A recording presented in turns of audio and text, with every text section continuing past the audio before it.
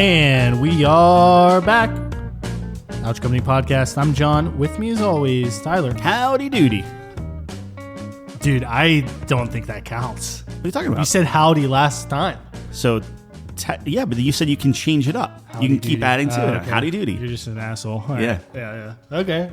Howdy doody. People that don't know what I'm talking about. That's you got to go back and watch the last episode. Technically, the last one was hey. Is my greeting. True. And then I said howdy, and then you're like, no, you said hey, so that was locked in at hey. So I Yeah, was going to yeah. do howdy today, Right. but I didn't want to have that back You and didn't want a forth stipulation, with you. yeah. So We still had it back and forth. we did. Regardless. Yeah. Anyone who's confused, welcome. Last week, Tyler, I don't even remember the context. Essentially, Tyler has to say something unique for the rest of the year, every single podcast episode. Yeah. And he said, hey, last week, followed that up with the natural evolution of hey, which is howdy doody. Yeah. I don't even think that's a thing. Yeah, I think that's like a Howdy's TV a thing. Wasn't Howdy Doody a show? Duty's a thing. Yeah. Howdy doody? Well, duty is like howdy dude. Howdy doody. I don't think so. But maybe that's a time period. I don't know. Maybe that's like a turn of the century. I got plenty of we're what? It's April. I got like 30 It's more. cool, dude. It's I just fine. have to wait 9 months until you forget about it. Mm-hmm. And then... You think you forget about it, or I forget about it before you do? No, because... I don't know. Yeah. You edit and you'll listen to it. Well, that's why I was very clear on the howdy thing. Anyway, Yeah. all right. I'm What's just up? open. Not much. We were talking about it before. My day absolutely ruined. Tekken 8, awful game. Yeah. I hate every minute of it when I'm losing. Uh-huh. But, it's like, you think I should be used to this with League of Legends. I'm not. I hate losing. I'm just such a sore loser. It's ridiculous. And losing will just ruin my day. Losing a video game will ruin my day. It's a bad thing. It's a bad time. I mean, we played for another 3 hours last night. Yeah, but that was great. That was like sparring. And when I lose there, it's like, okay, I'm learning. But when I lose online to like Brian 223, Yeah. it feels bad. I hate Brian 223. I want him to lose. I want him to cry. Was that an actual name? Nah, but he was playing Brian. Yeah. He just whooped me. Brian is like, talk about a champ that does nothing and your health bar is gone Yep. in like 3 hits. Him, Fang, Paul, all of them are just like, if they connect, you're done. Yeah, you block, you're blocking. Okay, I'm blocking. They land one thing up, half health. I'll tell you what, man. Like you say that, and you're 100% right. But like whenever we first started playing, I was Brian, and I was just clobbering, right? Like it was easy. Yeah. I don't think I landed more than 2 hits on you whenever I played them last night, just because I haven't played them in forever. Right. And you've gotten so much better at the game and understanding the game and being fast on stuff, and it's just like it's not even close. Yeah, but it's just like your Brian versus this guy's Brian is like, fuck. Like he just no, I know. He like people that actually played in ranked, like it's not. Yeah, I don't know. I was telling you this before too. It was like last night I was feeling really good. I was winning. Although I would say it was really back and forth. But like I was feeling good. And then today it's like I literally forget everything I ever learned. Yeah. I'm just slow on things. I don't know what to do.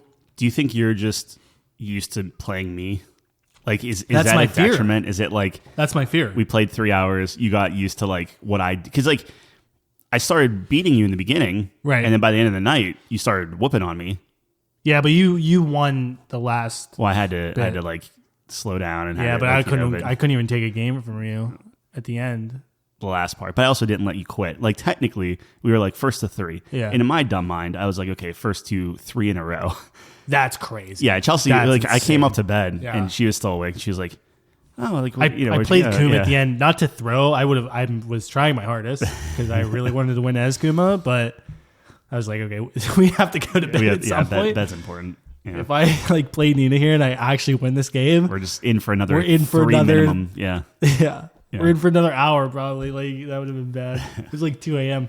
yeah, but it's still. I mean, it was a fun time. I love our sparring sessions. Yeah, I feel like they're very educational for me, but that was my fear today where I was like, oh shit, like everything that I was doing on you and am finding myself just kind of being very repetitive in my movements, like my slide move, my low slide. Like you were talking about this before, where you have trouble blocking it. It was just getting low parried over and over today. Like they saw it a mile away, which is strange. What's the thing is, like, I can low parry it. Yeah, but yeah, like yeah. I wanted to experiment, and like I was trying like 12 different things. Like, okay, what if I did all this or this or this or jumped over, and it's like, nope. I literally have one option there. I can block. Well, I can block it, or I can parry it. That's it. Yeah. I can't counter. I can't. Well, punish, that's your dragon strike or whatever your low move. Yeah, I guess It's the same thing. I have to block it or parry that. Yeah, I can't do anything else. I could probably jump. I haven't tried jumping it, but it's a homing move, so I can't step it. Yeah. I'm not sure if I could jump it. I should be able to since it's a low, but the hitboxes are weird sometimes when it comes to those. That'd be super cool though, to like just do a little hop. Yeah. Anyway. Yeah, so I don't know, man. The one thing I will say, the one thing I didn't try is I do have one like jumping one where I come down like real hard with 2 feet. Right. I wonder if I could hit you with that. That move seems so bad to me. You do that sometimes, and I'm like, I don't think you've ever hit me with I've that. never done it correctly. So, and I always forget I have it until I accidentally throw it. I think you have to do it in some sort of chain 100%. or in a combo. And whenever I fought a law, he kept doing it where it's like, whenever you're like on the ground and I'll like kick you away. Yeah, that's when you do it. I could still hit you with that and I do a lot more damage, and I just forget I have it. No, dude, I do that too, where I'm like, there's like 100 million moves, right? Yep. It's like crazy, which is terrible because like you forget about all the moves you have, but it's also cool because it's like, I always feel like there's room to improve. I mean, because there is, but sometimes I'll just like sit in practice mode and just go through the whole move list again. Yeah. And then I'll like find like one or two. I'm like, oh, okay. And like really hone in on those. That's always fun. I have a couple new throws I want to try on you. Okay.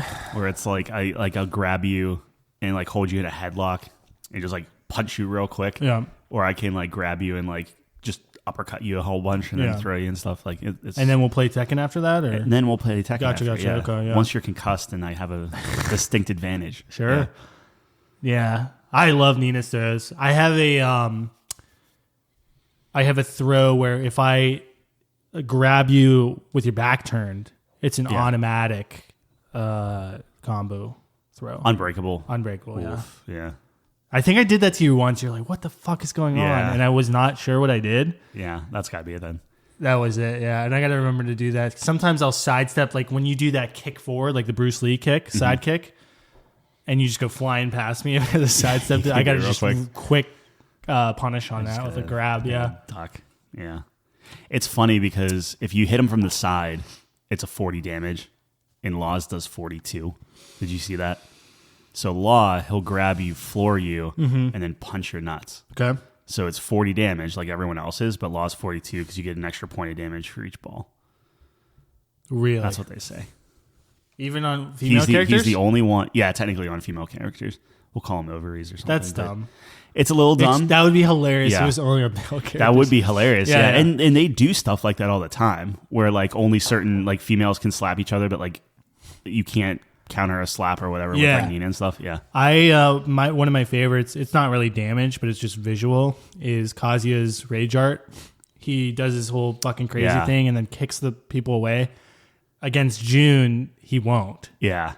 He just walks away, which is like a little, it's so subtle, but it's so cool. But that just, it's there. Like they've given that thought, which is nice. Yeah. I love that. Yeah. No, I love little things like that.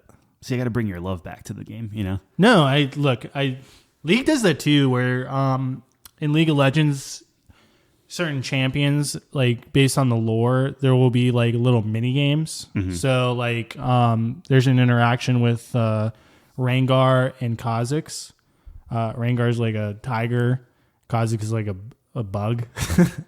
Anyways, they're like rivals or something, and essentially it's like first to kill all 5 of the other people. You like collect their souls or whatever, and then you get like a power up, and you get like empowered abilities. Oh, and it's only if you're fighting another on that relationship. That mini game only activates when there's a Rengar on one team and a Kha'Zix on the other team. Cool. And so there's a couple examples of that. I love just little things like that. It's like not a huge buff, like not game breaking, but it's like this is cool. Like there's a It's unique... for like pride almost. Like I like it. Yeah, exactly. And Nice. it's like it's a way to tie in the lore like a little bit, but like something you wouldn't notice if you didn't know or didn't care. Right. But something like if you do like know the history of Tekken, you're Yeah. like, oh, that's cool. You would think, because like 32 characters is nothing to sneeze at, but like I wish that they had like a unique interaction for everyone. I know that balloons out for sure, but you would think like just a voice line. Not even for each one, but for more of them, because I think there's like more history between characters than like what's necessarily represented in the game. Yeah. Right? Like it's only seemingly for like the most influential character that character, you know, the one you're playing is like represented. So like Brian and Yoshimitsu, right? Yeah. I think that's like their only special interaction between those two characters. And it makes sense. Like they're rivals, but like you would think that there would be more. Yeah. Like Jin gets a ton. Like the main characters get a ton. Like Kazuya, like and everyone new has something to characters. say like to him. Asusena gets a whole bunch of different ones where she's talking about like coffee and stuff.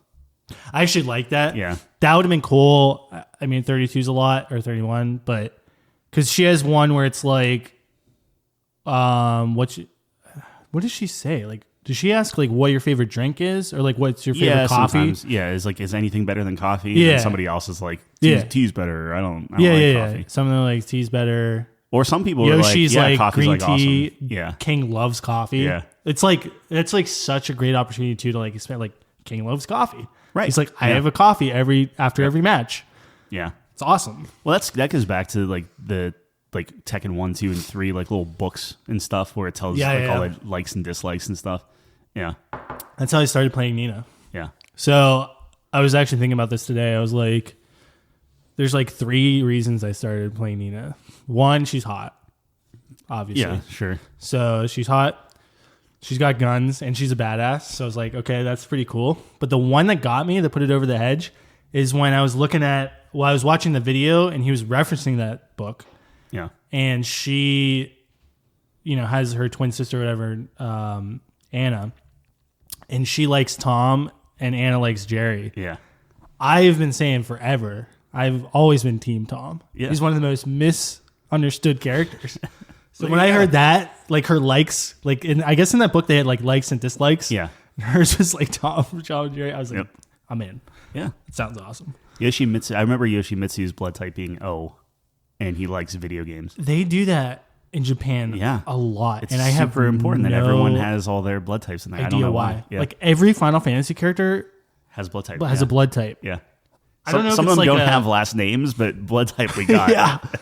Like every like anime, like everyone knows Goku's blood type and like all this stuff. I don't know if it's like a horoscope kind of thing where it tells you I don't know. who you are, kind of, if they treat it that way, or if it's just like I don't know. Well, it's a cultural thing, obviously. Like Yoshimitsu used to be like a machine. He was like a robot ninja alien thing. Right. So like in the first game, you would see his like metal mechanical hand like spinning around and stuff, and you're just like, oh, that's a crazy robot. Yeah. Now he's like a squid alien and a samurai alien and stuff. It's such a weird thing. He's a weirdo. Yeah. I hate fighting against him. Yeah. He's one of my least favorites. I hate fighting against a lot of people.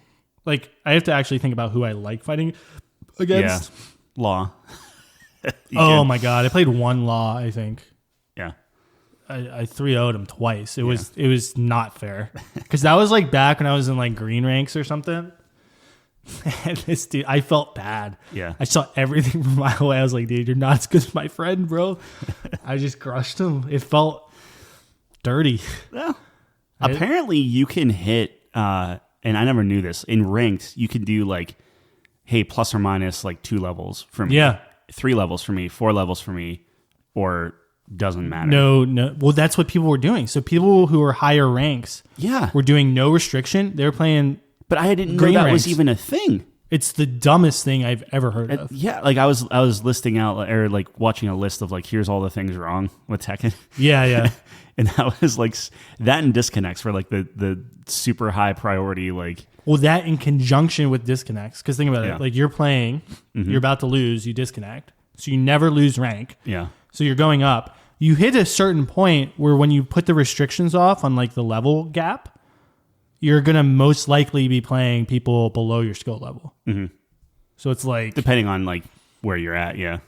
Yeah, if you're high up, if you're like purple ranks and above, yeah, you're going to be playing people lower than you. So it's like, yeah, it's a dumb thing.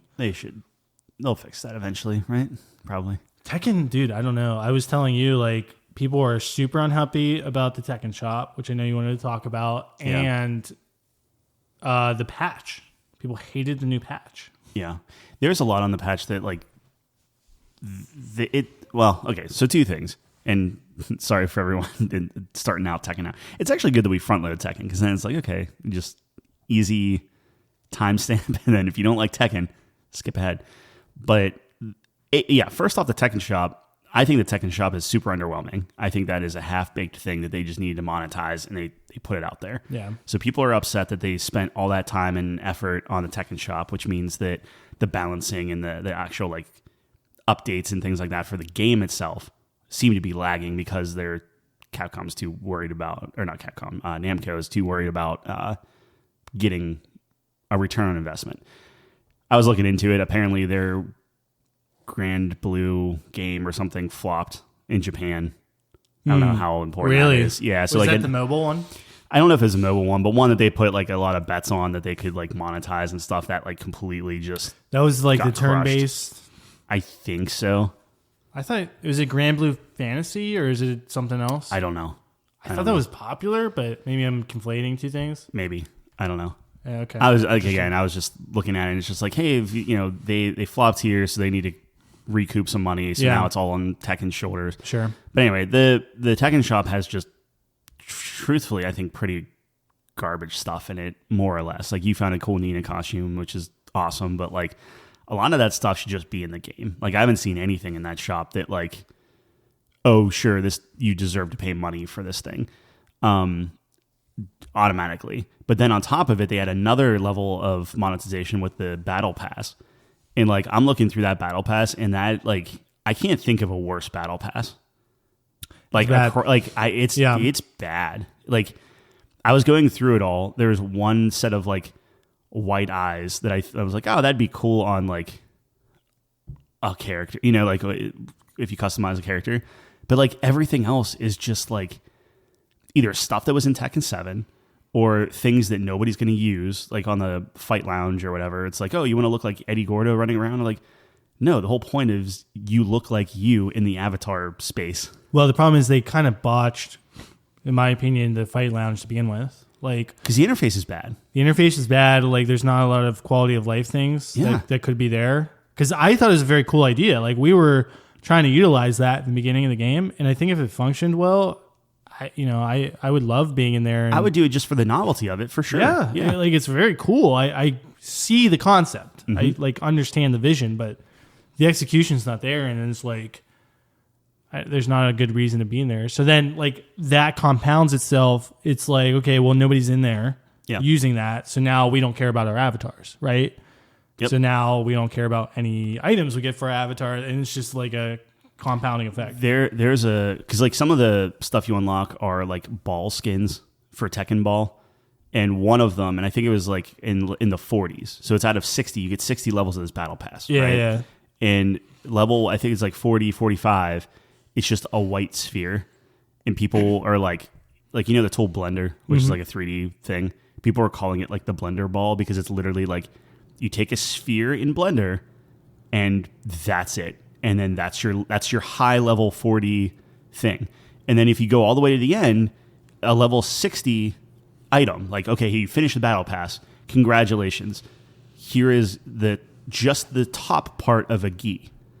And females can wear it now. But it's like the identical one that guys already have. Yeah. So it's like what are you doing? That's the best you can do. Right.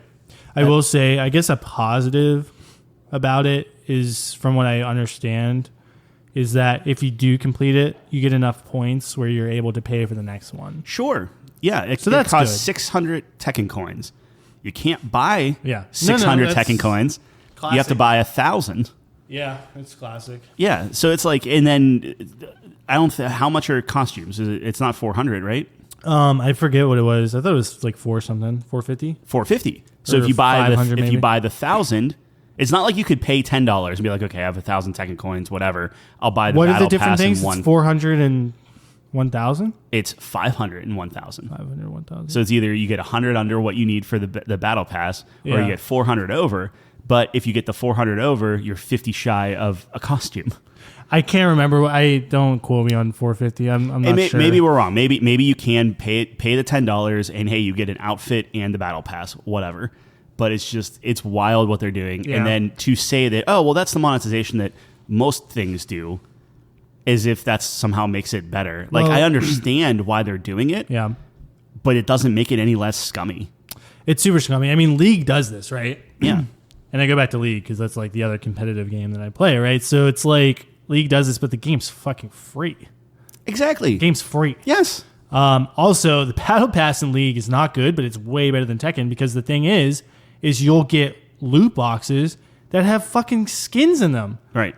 Like skins you buy from the shop. And yeah, it's random. Maybe it's not the champion you play, and there's a million champions, so you can complain about that. But it's like, imagine if you got a loot box from the battle pass for Tekken, and it was a skin. Mm-hmm. Like that cost you $5 on the store. Like that's a good deal. You know what I Yeah. mean? So it's like there's incentive for you to do that. I mean, they split it too. So it would be Yeah. like, oh, you like the samurai. I think the guy was talking about this, like samurai nameplate. Yeah. And you get the nameplate. Oh, that's free. Cool. Right. But then the corresponding health bar is behind the paywall. Yeah, So if yeah, you want to right, have that yeah, match, yeah, you yeah. have to pay for it. And it's just like, that's deliberate Yep. and scummy. And it's just like that stuff is stupid. Like I'm all for, I've paid for plenty of battle passes in my Right. day. But like to do that and then just give like just crap for it, like like I don't understand it. But I don't know. Yeah, I don't even know how you fix it too, because there's like not a lot of things in the game that you want. You know what I mean? Like you want the skins. Yeah. But they're not even You like want new more skins. items. But the problem is what I was talking to you about previously is that, you know, they were very clear about skins and items. Incorporating that into the game is the most difficult thing that they can, like programming that into the game. Mm-hmm. Every item they put in, they have to make sure, you know, it doesn't change the mechanics of the game. And especially when it comes to fighting games, every frame matters, right? So they have to balance everything. They have to make it look good. They have to make sure it's interesting. So like that's like a really tough part, at least from what I understand. So I get it, but it's like that's like your bread and butter. Like people don't really want anything else. They don't want the avatar stuff. I think the nameplates is fine. Like I think people might be interested in that, but there's just not a ton of Yeah. you know what I mean? Like there's just not a ton of things besides that. It's less than 7. Now I understand it's a dramatically better looking game. Like I am always shocked. Right. At going back, looking at 7 and looking how good this game looks compared to it. Yeah. All the time. Right. But at the same time, it's just like, man, it's fascinating. Like they just had to get it. Like it screams that they had to get it out. Having all of this stuff in there and having like all the current like costumes in there of like from Tekken 4 and different things like that would all be fine. And we wouldn't be talking about this if they had waited an appropriate amount of time to like bolster it, get all the costume, like just open it up and be like, here's a grand opening. It's like a love letter to all Tekken fans. Like anything you could possibly want is in here. And instead, it's this bare bones thing of them just like, hey, the publisher really, really wants to return on their investment and they want it like now. So like, we don't really have anything for you, but here you go. Would you like to pay $1 for 10 consumable fireworks, you know, in a Tekken lounge or whatever? I'd love to see how many people will pay for that. I think a very quick way of understanding that is, do we see another consumable go into that shop? Yeah. And I think that's going to be your answer. I cannot imagine a world where someone would pay for that. Like, Yeah. the only way is if, I have leftover, might as well do this. But even then, I couldn't even fathom. Because, like, my brain works where it's like, okay, I have leftover coins, but eventually if I keep paying for things, I'll get a free one. Mm-hmm. That's, like, what my brain kind of goes to. But That's crazy. That's like some MMO shit, which is just fucking insane to me. Like anyone would ever do that. Yep. But again, it comes back to the fight. Like if the fight lounge was like good, which I don't think it's bad necessarily. Like the concepts there, like I said, but if it was polished, right? I think you might see it's a not the consumable foundation. shit, but like people start caring about their avatar, and people start striving for that rare piece of, whatever. You know what I mean? I don't know. I mean, a real easy way to do it is like if you have some like arcades in front of like the big screen in the fight room or whatever. Yeah. Just project, and I understand there's like a technical thing of like you were saying, where it's like, oh, maybe the bandwidth and the stream and stuff. But like, just put it up there, or show previous matches, or do something. Don't just have like Jin and Kazuya like fighting endlessly. What you could do is like the big projector could act as like it picks a random game in the lounge, and then it acts as the machine. Like you can click on it. That's right. And then you could go into it. I think. You could do that. You could do something where like our TVs are quite large now. Yeah. There is a way to like basically frame it where maybe you see the backs of like your avatar heads, right? And you have like the screen up and you're just sitting there and you're playing it or whatever. And like maybe that's where your emotes go. So like whenever you beat them or whatever, you can emote and like someone like you throw your hand up or you like punch the guy or something like that. You could do dumb things like that, completely optional, but you could do that. And then you add in all of like the quality of life stuff you were talking about, where it's like it's just faster and more efficient to not go into the Tekken Lounge because you can set up lobbies and have more options, and you don't have to like jump out and change your character and jump in and everything. Like if they fixed all of that, I'd be in the Tekken Lounge every time, just as like a novelty. Like it's just dumb fun. Yeah, right, exactly. And it's like that'd be like a great opportunity just to find other players, things like that. Like which is what they're going for. There could be an opportunity even like to have mini games with your avatar, like just dumb little mini games. Like imagine if it was like Tekken Ball. What if you didn't fight with characters? Sure, you could do Tekken Ball. You could even do a thing where like you're fighting someone else, and then you do like a little mini rock paper scissors with your avatar to see who selects the stage. Yep. Right. Yeah. It's like a little fighting mini game where you pick one of three options. We were playing Helldivers, and Nate and I were hugging every 5 seconds because it's just like a little emote where like you press a button and your guy like does this like T pose, and anyone can run up to you and hit the interact, and then you just like do like a little bro hug.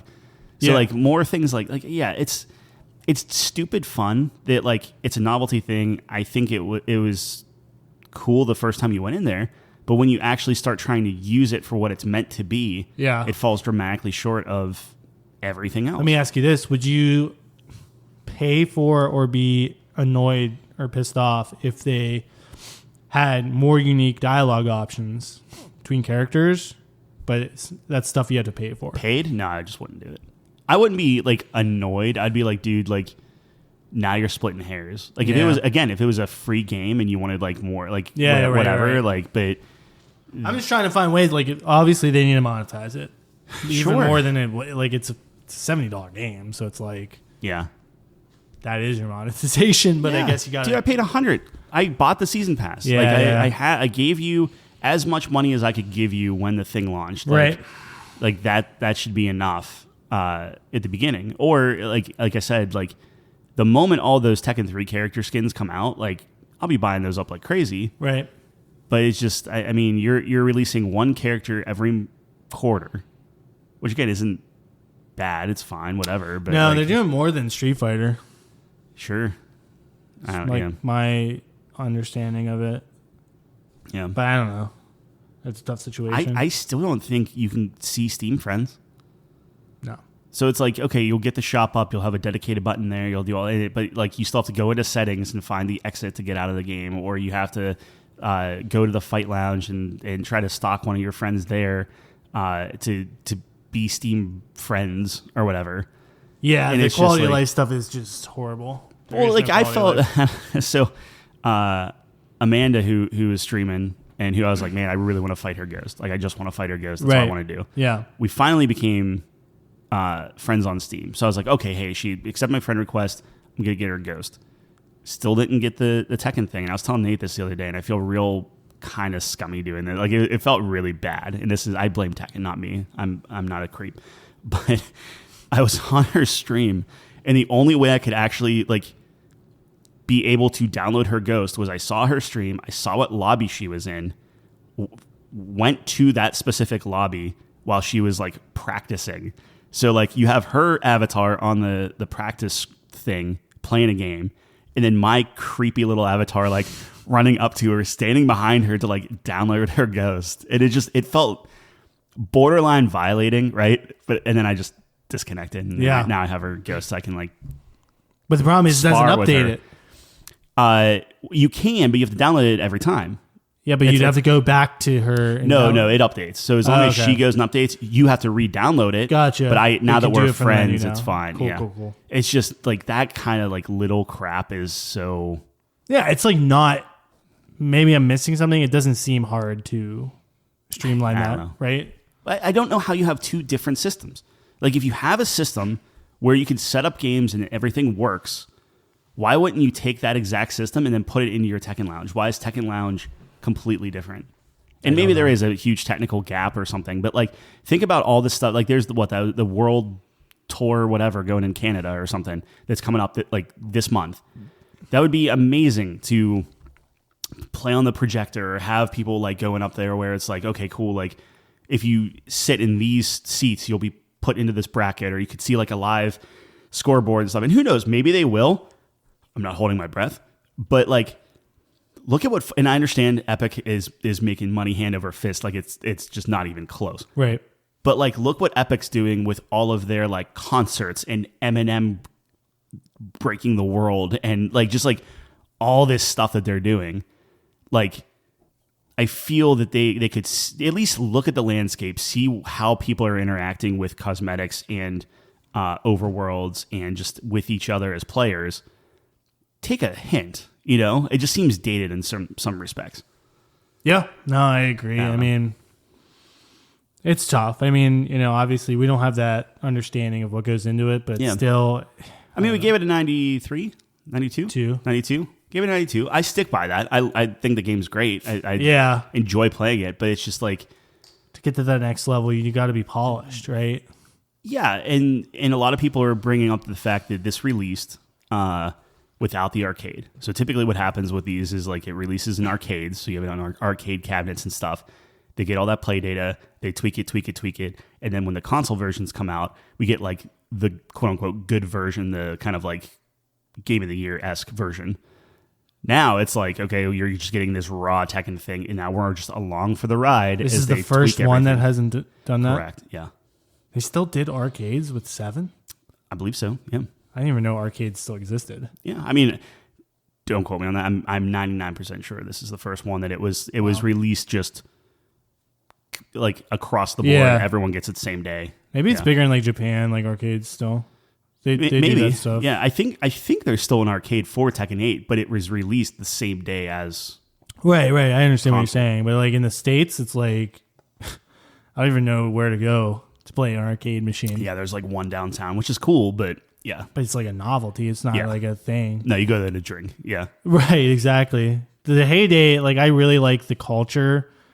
When I listen to some of these guys who like grew up in that, and that's how they got their start, where like you go to the arcade and you're putting your quarter on the thing as you got next and stuff. I like that kind of history of it and culture of it, where it's like that was your online, was like in person, right? Like you had to do that stuff, and it was tough.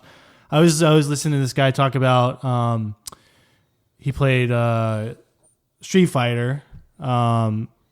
I guess it was like Street Fighter 2, I guess, which was like the big one. But like to get better, you have to like eventually he got really good because he went pro. Mm-hmm. You'd have to like travel to other arcades to like find people at your skill level, and it's like there's no practice mode, there's no anything. Like, you're learning in the game. But like Tekken captures that. Like that's literally the fight lounge, or like that's the vision of it. Yeah. I agree, which is cool, which is why I like the idea, and I like the little story mode, which we talked about in our review, where it's like we were surprised that we liked that. Like that seemed like a gimmicky, like dumb thing, but it was actually kind of fun. And also did a good job of like kind of teaching you the basics. Dude, how cool would it be if they brought that into the lounge in a bigger way? Now, I understand they want to like populate the lounge with as many characters and everything as possible, but like imagine if you had like, oh, this is the black room. Like you only get in here if you're like of this level or higher. Yeah. And that kind of thing. Like that would be sick where it's like, oh, I want to play people with my own skill level. And like you would have maybe like the big like common area or whatever. But like, oh, we're going back here. And like you're just always trying to get into that next door, that next building. And it's like and there's a voice chat. That'd be, yeah. That'd be awesome where you can like literally talk to people and make friends and like share strategies and tips and like what we do. I would love to have more people with our kind of relationship where it's like we spar and I'm like, hey, you know, I can punish this. And you're like, hey, you're doing this too much. And stuff like that. Have tournaments, like literally have tournaments. Oh, yeah, that'd be big too. You know, have different levels and stuff and keep them fairly small. So like you're not just this insignificant speck. Like they're doing worlds right now and going into Canada where like I would love to just join that because I think we can, like just remotely. Yeah, but we're with everyone else, right? Absolutely. Oh, we'll get smoked, but I would love to do it just to do it and just see like, can you win one, right? Like, can you get up there? This is what League added like a couple years ago where they do these things called Clash. So they're like every month or every other month where it's like an online tournament. Mm-hmm. And these are the things I was talking to you about where it's like, I can't hang out tonight because I'm doing this thing where it's like you need a 5-stack. Yep. They do have a method in which you can be a free agent, they call it. And then like people who need more people can pick you up and stuff. Yeah. So like they have that. What's that? It's a lot of pressure. Yeah. Man. I've never done that. Like I've always had like a 5-stack, but it's the most fun I've had in that game, like maybe ever. Because it's like you're doing a tournament. When Worlds is going on for League, it's a bigger tournament. It's like a 16-man tournament instead of 8. And it's awesome. Like you spend the whole night, you're there for a couple hours, you're with your buddies, and it's like everyone's playing seriously and they have different skill divisions. Yeah. It's hard to balance because sometimes you'll run into Smurfs, but it's cool. It's like, a cool try idea. It. That's all. Yeah, exactly. Like try it. Imagine that you had something like that. Imagine that you could spectate and watch these fights and like just like you don't even have to be a part of it. You can just jump on and like, oh, hey, so like the best Nina player is playing or whatever, and you just hop in the lounge. You can literally see it on the big screen, and you're just hanging there and you're emoting and just doing dumb stuff like that.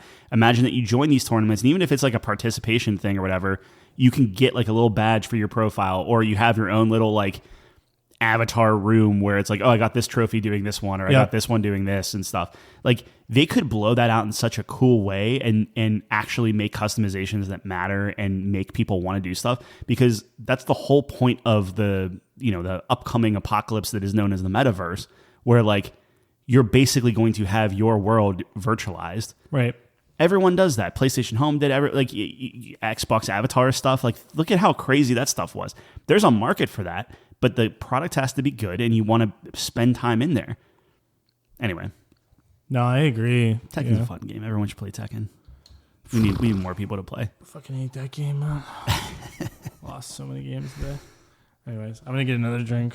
Yeah. Back. What's next on the docket that we know? So, I actually was thinking about how you were talking about like the hugs in Helldiver. That reminds me of like... Well, you keep talking. I'll grab you a drink. One of my favorite parts of Dragons Dogma 2 is how your like NPCs will high five you after battle. So like I thought that was really cool. And that's the thing I could think of. I haven't actually played Dragons Dogma 2 in like over a week before I left to visit family for Easter, so but I don't know. That made me think of that. I like little things like that. It's cool. It like makes you, Yeah, I mean, how far did you get in Dragon Dogma? I got to the capital. So you're farther than I was. You haven't gotten past that? No, I got to what's that first town you get to? Where you get your pawn? Oh my god, it's like 30 seconds into the game. Yeah, it's like 5 minutes, but yeah. It's okay. Yeah, sure. I started over.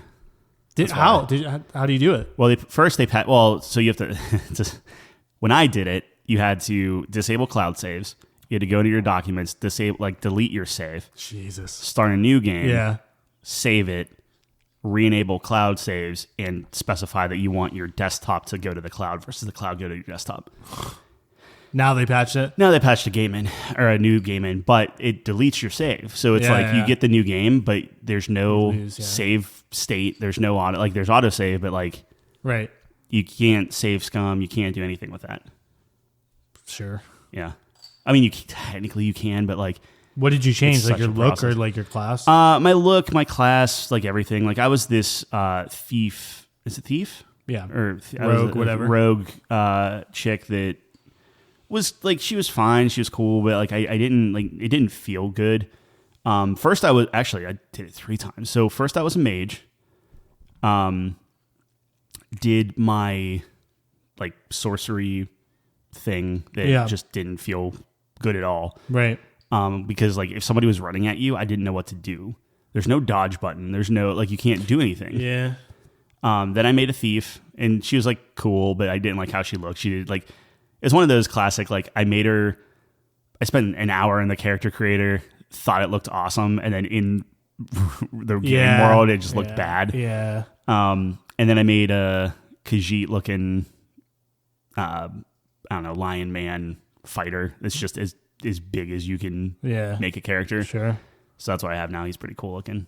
I think fighter's the way to go, it seems like. I'm playing an archer, and I'm like, it's fine, but I don't understand the hype of, like, everyone's like, the gameplay, dude, the gameplay's so good. Like, that's where the money's at. I think we're being punked. It's I don't bad. Get it. These are devs from, like, Devil May Cry. That blows my mind. Maybe I have to unlock more stuff. Like, I know that there's like a whole thing, but as of right now, like, at least for the archer, I'm just like shooting. Because like I see my fighters go in, like my fighter pawns, and they're like grabbing the beast and climbing on the back and doing that. So that, like, that's cool. But I'm just shooting as the archer. Like it's like I'm playing an MMO, honestly. Like I see zero difference between this and like Guild Wars 2. Yeah, like I have like some stuff, of the same moves. No, where, like, I have a rapid fire shot, and I'm like, okay. There's sure. no reaction. Like you hit something, and it's not like it like staggers. There's no connecting thing. Like, say what you will about Dark Souls, at least when you hit something, it like feels registers, like you hit it. Yeah. Mm-hmm. And it just, I don't know. Like you get in the very beginning, you fight like a Medusa looking thing. Yeah. And that's how they like teach you combat. Right. But like as a fighter, it's like, okay, press this and you jump on. And I jumped on and I'm like stabbing and impaling and stuff. Killed her before like the tutorial finished. So he's like trying to talk to you and explain how to do stuff. Yeah. But like I'm killing it faster than like the things are. So he'll like say something, I'll miss it. And then he'll immediately go into the next line of dialogue because like the health bar is at a certain point that triggers those things. Yeah. And it's like the third time this happened where like, I don't know if I'm just like crushing it faster and I should just like not be hitting it consistently as he's talking to me. But like, isn't that the whole point of combat, is just like beat the crap out of the thing? I have no idea, dude. I might be playing it wrong, I guess, but I'm like Horizon felt 1,000 times better with the bow. Mm-hmm. Like, and that game looks better and runs better, and the story is more interesting as far as I've gotten so far. Maybe it picks up. There's no lock on. There's no dodge. There's no like even just a simple like if I hit the B button or whatever. Yeah, I just want to like dodge out of the way so I can like parry or something. Yeah, like freaking Devil May Cry has that. Like, why wouldn't this? Devil May Cry. The whole point of that game is lock onto your enemy and fight your enemy. And this one is just like, I don't know, swing wildly and hope for the best. And it's dude, just I like when I'm aiming, there's like a button to aim your bow. Yeah. Like a... Does it feel like you're fighting it? Yeah. Yeah. It just starts fucking flying all over the place. I'm like, dude, I'm just going to shoot from the hip then. Yeah. Because it locks on. Like, this is insane. It's the same way with the Is that the point? Wizard. Like, where I'm trying to steady it? You do like more damage and stuff, and I would assume that gets better. But like the same exact thing with the Wizard. I don't know. I guess my understanding was like I'm aiming so that I'm more accurate. Mm-hmm. I guess.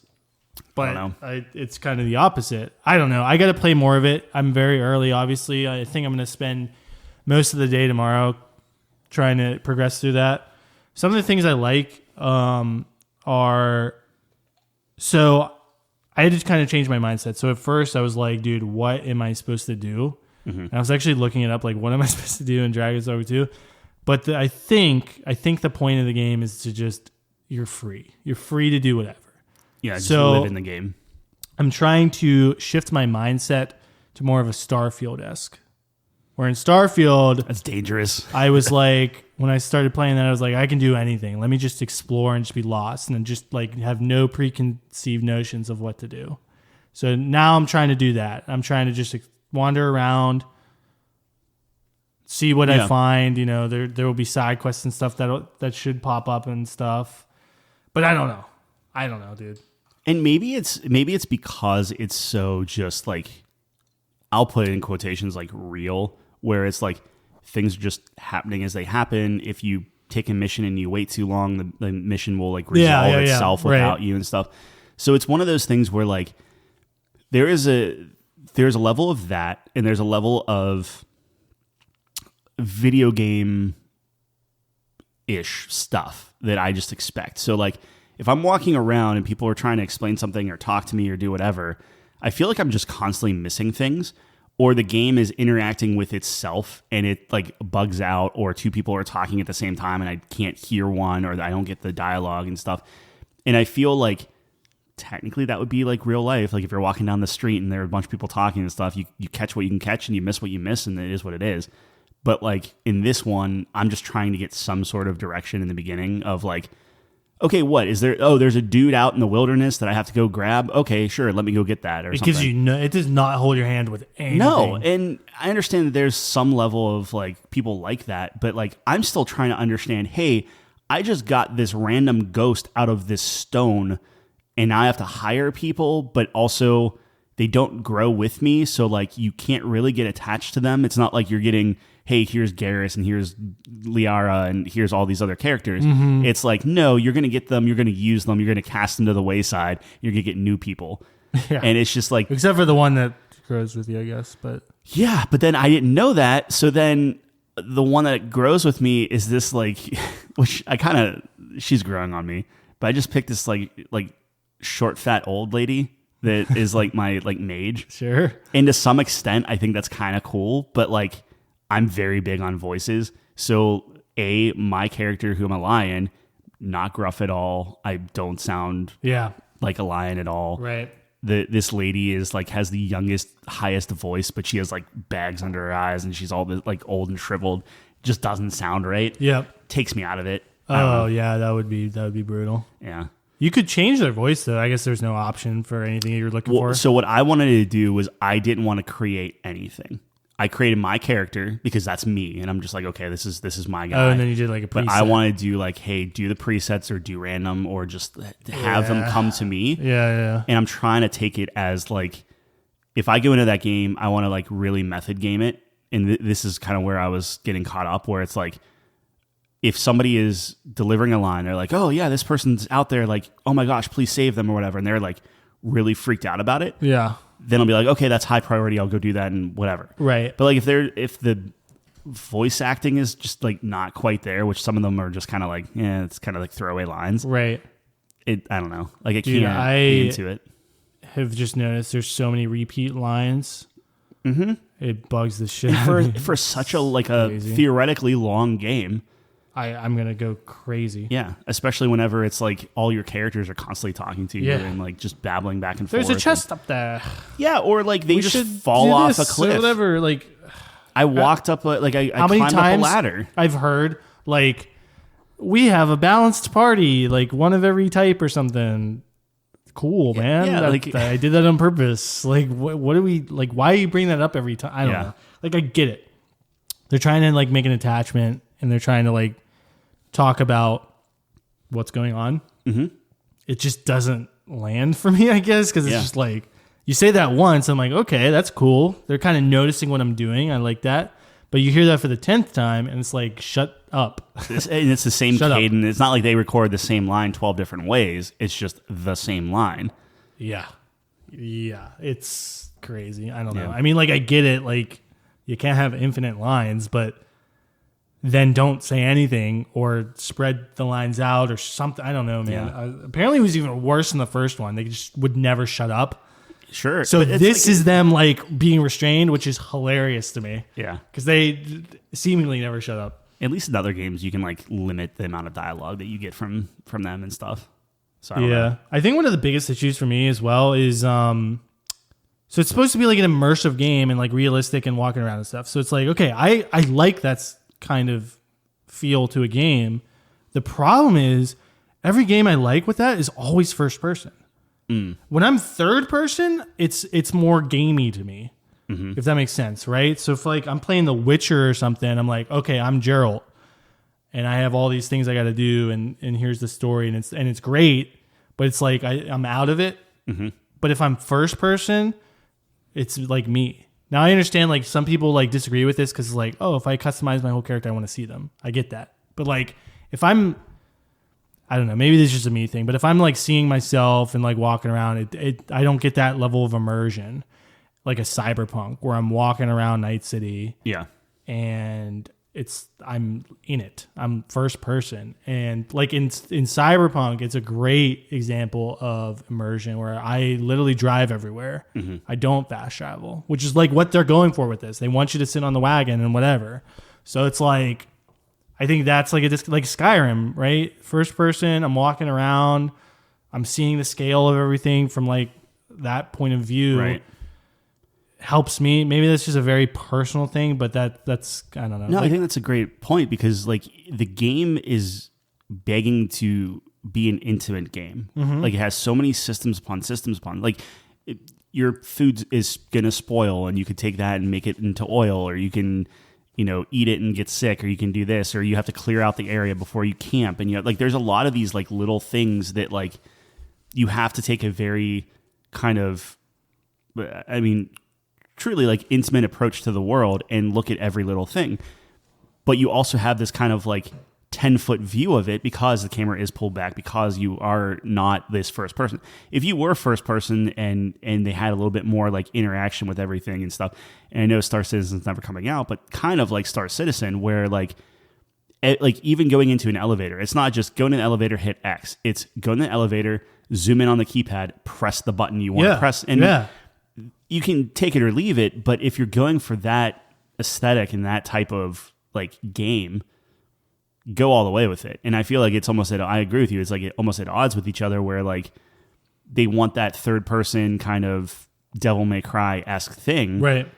But then you're putting that in, which is a very like, you play Devil May Cry, it's just like, here's a level, I don't know, run around, and then here's a cutscene. So like and then to take that and put it into this world where like there's just so much stuff going on and so many systems and stuff that you have to try to keep track of. It's just... Devil May Cry, I'm like, okay, that's Dante, and I'm playing as him, and it's fun. There's nothing wrong with that approach. But if you're like, if part of the charm or like part of the purpose of this game is to be engrossed in this world and explore and do all these things, I like, it just seems to me that one of the key tenets that they're trying to accomplish is immersion. And I think first person would help with that a lot, but like that's not, or the option for it or something. But but I mean, you have to really go for it. I don't like when it tries to do both, because I think you're right where like animations do so much for first person immersion. Like you were saying, you're touching a keypad, or like in Cyberpunk, you're like hugging someone. Yeah. And you go in and hug them, and the camera moves like you're doing that action. It's like such a small thing, I guess, but it really makes you feel like I'm controlling this character. I'm in Night City. I am V. Right. Doing all this stuff. So, I don't know. Maybe I'm just not getting it. Like, I just feel like I'm not getting it because I just hear a lot of people like, oh, I just love this game and it's so much fun. It's so great. It's such an improvement on the first. And it's like, I want to be there and I can't see it yet. Right. And maybe I got to put more time. Like, I'm early. I just got the Capitol. I'm like 5 hours in or something, 10 hours. I don't even know how long, but like, I don't know. I'm going to try. I'm going to really try. I'm not sure. I mean, and there's no help. Yeah. There's no help. There's no help. Especially with RPGs, and I understand, I kind of knew what I was getting into, but like, I don't love doing the RPG stuff for myself. So then whenever you have to then like deal with 3 other party members and they're constantly rotating out and stuff, it's like already that's kind of like off-putting. But in the back of my mind, it was like, oh, well, we're going to have really cool combat and like I'll have that like action arcadey thing that I was missing in like Elden Ring. Right. And it's like it did not, and again, it might open up, it might change, whatever. Did not make a strong first impression for me where like I felt very, cat just jumped up. I felt very, that's one way of doing it. Yeah. It just felt sluggish and imprecise and not fun. And it's just like, it wasn't even deliberate like Elden Ring. At least Elden Ring, I'm like, okay, I get it. I understand what I'm supposed to do. Yeah. This was just, I'm just going to flail around and try to grab something and throw it and stuff. Yeah. And like the animations are cool, but like it also looks really janky when you hit something and they eat it and it doesn't. Seems a little dated. Like the game doesn't look great to me, like the visuals. I think the world looks fine. Fine, but like it's not. I don't know. It looks better than Elden Ring. Specifically the lighting. You're right. Sure. The world itself, maybe not so much, but the lighting does a lot. I don't know. The graphical fidelity doesn't seem great to me. No. So it's like, it's not bad, but it's like, I don't know. I hear a lot of people describing it as like, dude, this world looks amazing and this and that. But like, I don't know about amazing. I don't know. I compare it to something like Horizon. Like Horizon looks amazing. Yeah. On a PS5. Right. So it's like, I'm playing this on my PC and it's like, it's fine. But if there's such a giant emphasis put on the world and everything and the scope and everything like that, I don't know. Maybe I expected more, but maybe my expectations are too high. I'm not sure. Yeah. I mean, there is kind of like some cool systems where it's like enemies decompose, right? So like if you kill like a big thing, it'll like actually decompose and you'll see it like in different stages and like the bodies will stay there for, a few days and in game time. But like, that's all neat. It's just how much processing power does that use at the expense of I see what they're going for, but it just doesn't connect for me. Yeah. Like I like that concept. I want to be that. I want a game to grab me enough where I want to walk around and I want to wait in the cart and I want to be in the world and play by the world's rules and not fast travel and not see loading screens. Like, right. Dude, if you made combat fun, I would be playing that constantly. Well, that's the thing. Care. It's like, or the combat's super fun and I'm engaged and I can't wait for the next fight. And again, I don't know if that's the class I picked. I'm just sitting back, throwing arrows. I'm not moving. I'm fighting with like aiming. It's like, I don't know. Yeah. I'm not getting it. And maybe I got to unlock like more skills or something, but I was even looking like at guides and stuff and I don't see it yet. I don't know. Yeah. I mean, I know you love to beat things. Are you actually going to be like, I have to play this till I beat it? Or at some point, you're just going to be like, I don't think it's too long, so I think I can. But I mean, I'm going to play it tomorrow. I hate leaving things open. Yeah. The good news is I don't think there's anything else coming out immediately, so I got time. You do have time, yeah. So might as well, right? What about a game that you clicked with? A game I clicked with? Dude, Unicorn Overlord, such a good game. It's so good, right? It's so good. It's so good. It's kind of like a Fire Emblem, but I wouldn't say better, but it's really polished. I never played Final Fantasy Tactics, but is this how that's structured? Is that similar? I never played Tactics. I don't know. I heard maybe it's kind of like that. It's actually like a game called... actually, almost no. Like almost definitively not. It's not the same. So I think Final Fantasy Tactics is more turn-based, where this is more like real-time. Like obviously you have to you can pause it and stuff, but it's kind of like more real-time battles, where I think Tactics was more like grid-based. Oh, I see what you're saying. Yeah. And then you select your move as it turns. Yeah. I think this is like Ogre something was like a game that's kind of like this, that this is kind of not a successor of it, but inspired by it. So, so cool. I mean, dude, it's like, I have like 40 hours in it or something. Do you already? Well, yeah, I was in my... Oh, that's fair. I only have like 10 and I just did like the first section. Yeah. Yeah. I'm like in the third country, but I find myself just doing everything. Yeah. So it's taking a long time. It's almost too much. It's so overwhelming. The more characters you get, Yeah. moves, and then items that have moves, and like you have to set it up so everything matches and the succession makes sense. Yep. It's very cool and complex, and there's like infinite amount of possibilities. There's like no guides on it, probably because there's so many permutations. It's like, yeah. Oh, there aren't any. I haven't looked at guides yet. there are Like, some, but it's like, it's either like, okay, here's my end game, yeah. or here's my early build, and it's like I'm kind of in the middle now, where it's like, okay, well, I'm past the early stage. But you don't have everything you need for the I don't end have game. everything I need, Yeah. or it's like, where the hell do I get that item to Yeah. get that ability that's crucial to the strategy? So I just kind of, it forced me to just do it myself, which is rewarding, but it's so like I will spend 30 minutes Yeah. completely revamping all my teams because someone just leveled up and got an ability, and that I have to rethink everything. Yep. It's like, oh, now I can do this So- combo and blah, blah, blah. Yeah. So for someone who doesn't know what the heck we're talking about, Unicorn Overlord is literally like, hey, here is, I mean, it's really an overworld. That's kind of like the typical like overhead, like you're kind of like running around as like a little party. But the whole point is, you know, you have to unlock different areas of the map, do little side quests, things like that. And you go through and you can like kind of fight enemies here and there. But the kind of main thing is like you have a quest, you go into this like predetermined, kind of like Fire Emblem-esque, where it's like, here's a level, right? it's like a stage. Yeah. And you have in real time, like you have to like launch your different groups of troops against other people's groups of troops. And your different kind of formations are comprised of all these different types of characters. You can kind of pick and choose who they are. And it's the classic rock, paper, scissors, but like it's like times 15 or whatever. So it's like, Yeah. it's not just rock, paper, scissors. It's rock, paper, scissors, fire, water, you know, electricity. Like Did you know there's actually a, sorry to cut you off, but Yeah. there's actually like a rock, paper, scissors where there's like 100.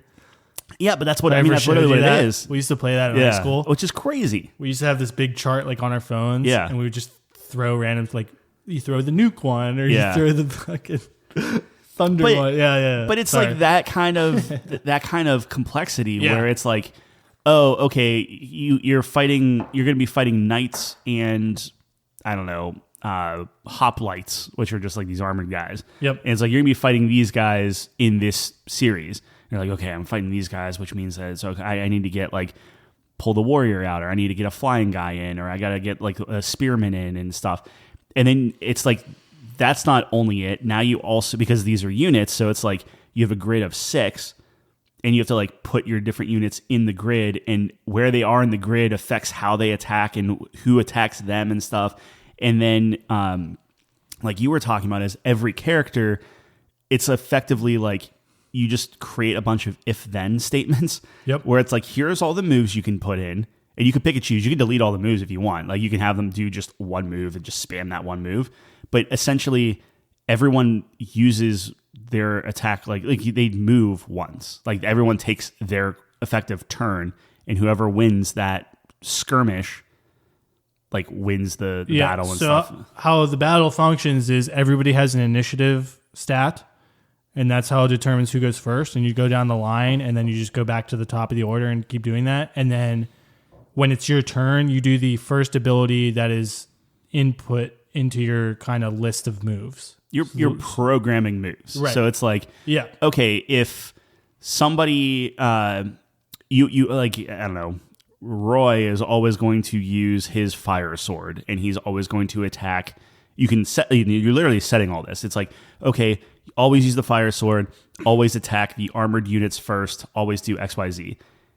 However, if somebody in your party is under 25% health in the back row, prioritize healing them or something like that. Yep. And it's just like, you can get as detailed and as like kind of synergistic as you want, and to some extent you kind of have to. Like I'm only playing on like normal, like I'm just like on the Same. default setting. Yep.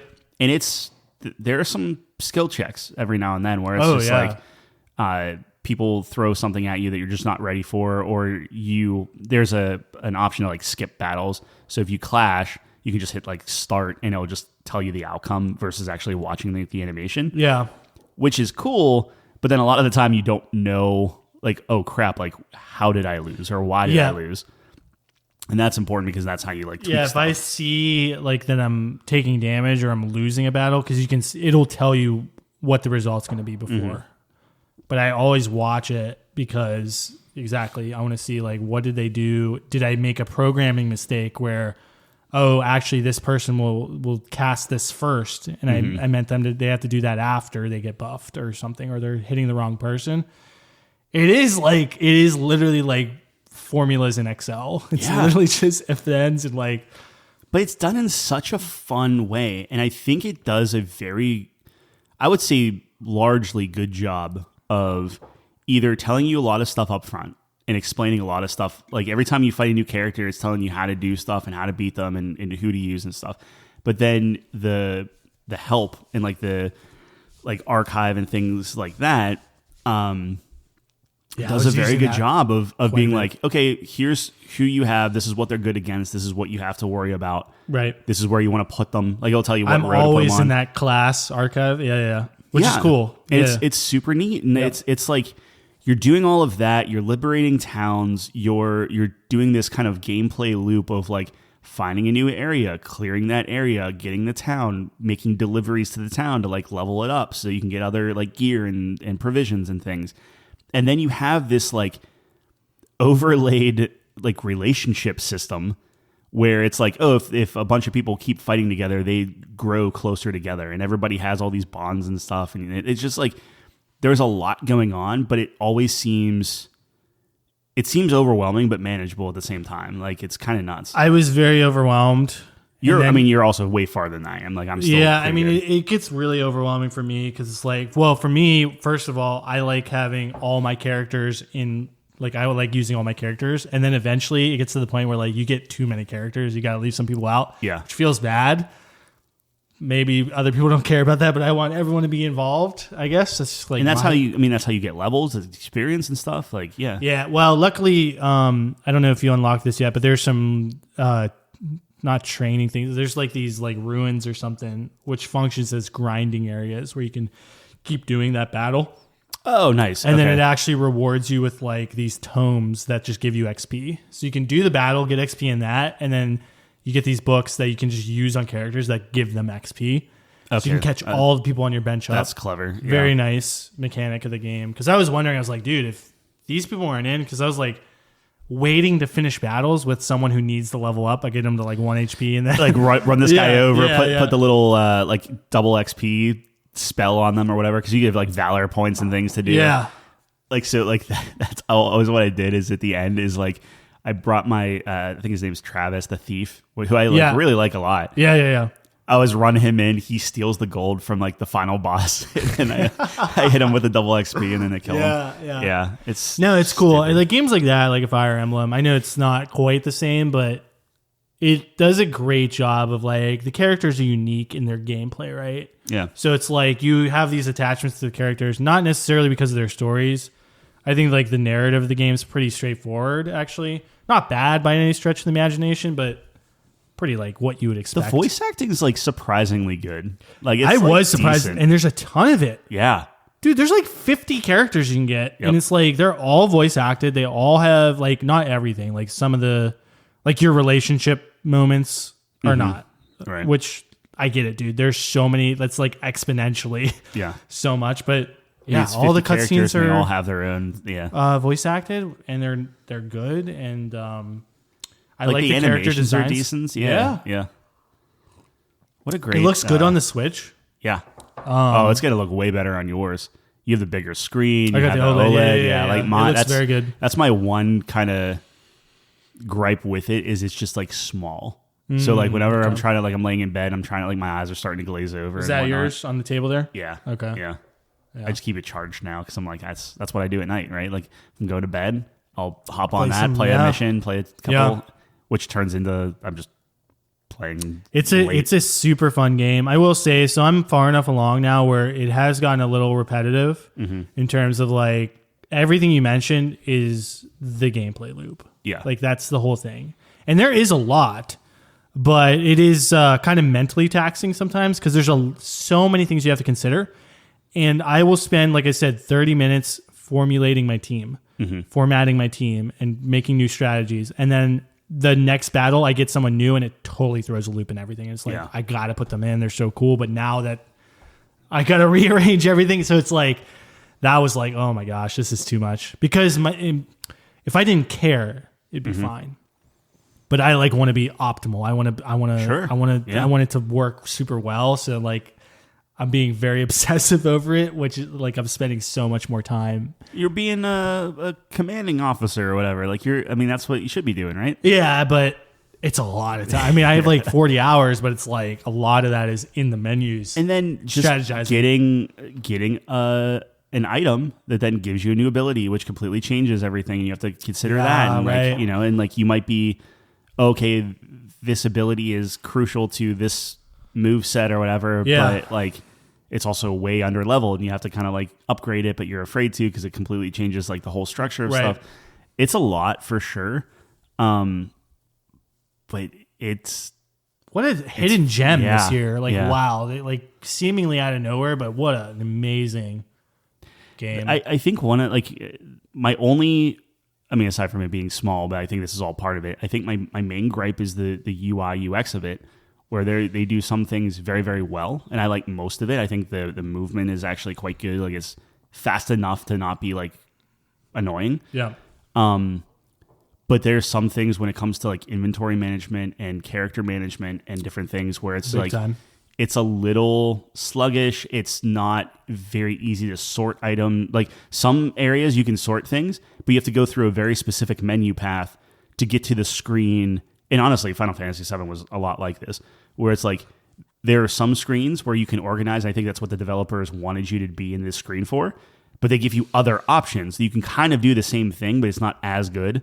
And it's misleading. Exactly. Right. So I'm like in my items, and I'm trying to go through my items, and then I just have like a little E next to everything because everything's equipped, but some of them aren't. It's going to have to go through each one and try to figure that out. Right.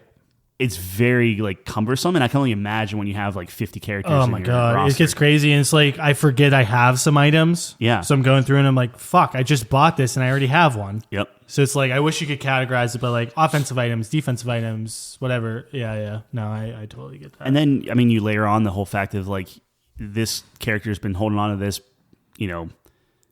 bronze whatever for the longest time, but another character would so be better holding it. Yeah. So then you got to like do kind of an audit every now and then. Yeah. No, I run into that, but no, I'm excited to finish the game. I love the relationship system. I mean, it suffers from a lot of the things that we've talked about before, where it's like, you got to give them gifts, and like I actually like the concept of like, oh, this team's fighting together, their relationship goes up. That makes total sense to me. So I do like that. Which is straight out of Fire Emblem, right? Like that's like their whole system where you kind of have these groups and their dynamic goes up as they fight. One thing I was telling you about when we were talking about like the game we would love to see, or maybe I would love to see, where it's like you have that dynamic. Fire Emblem Awakening did this so well where you had these groups and their relationship would go up, but then like they could actually have bonds with each other, which this game does have. But they're all platonic, which is fine. But I wish you could have like that next level with the other characters. That always seems to be missing from a lot of games. It's like the main character can romance people, but like the side characters can't.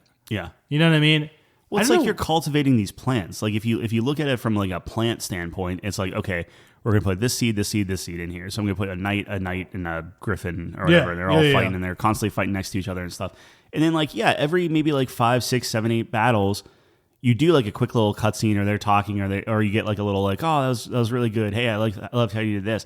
And it just organically kind of formulates. And you can have like the same, like the dialogue could be the same, right? But like the characters it goes to are different. So like my playthrough is a little bit different than your playthrough, for sure. Same gist, but you're effectively like managing. I keep saying plants, but it's like you're managing and watering and cultivating these plants where it's like, oh, these characters start arguing or they start getting into like a tiff, or like they start like like their quality is going down in terms of a combat unit because their morale's low or something, and you have to like start like mixing things up or like finding those connections and things like that. And if that can be randomized, it'd be really, really, really cool. But yeah, that's like a manager kind of gameplay.